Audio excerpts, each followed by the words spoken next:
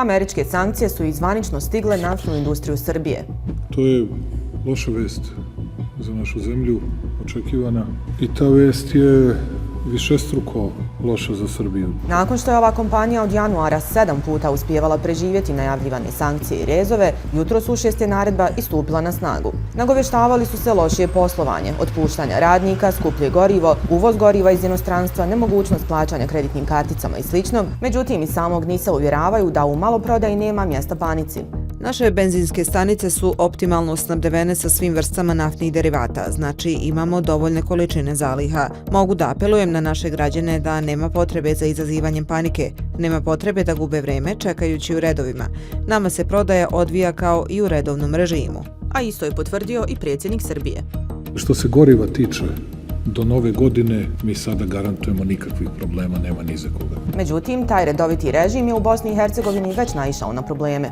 Naime, prema riječima predstavnice NIS-a, srpski građani nisu imali problema prilikom kartičnog plaćanja goriva, dok su Sarajlije na Gazpromovim benzinskim pumpama od jutros osuđeni na gotovinu.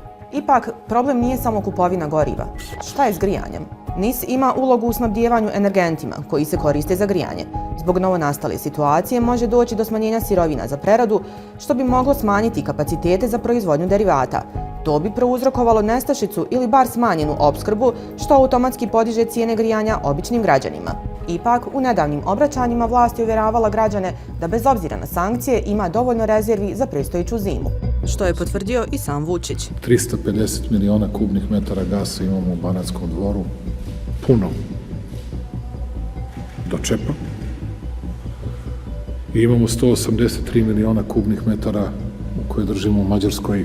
Samo morate da računate čim je došlo hladnije vreme, da mi smo planirali da trošimo 6 miliona kubnih metara dnevno, već trošimo 9 miliona kubnih metara dnevno. Podsjećam, sve ovo je počelo zbog ruskog vlasničkog udjela u samoj kompaniji. Kako navode iz američke administracije, u pitanju su ekonomske mjere protiv Rusije zbog vojnih akcija u Ukrajini. Dakle, sankcije ruskom JAT Gazprom neftu, koji je i većinski vlasnik NIS-a.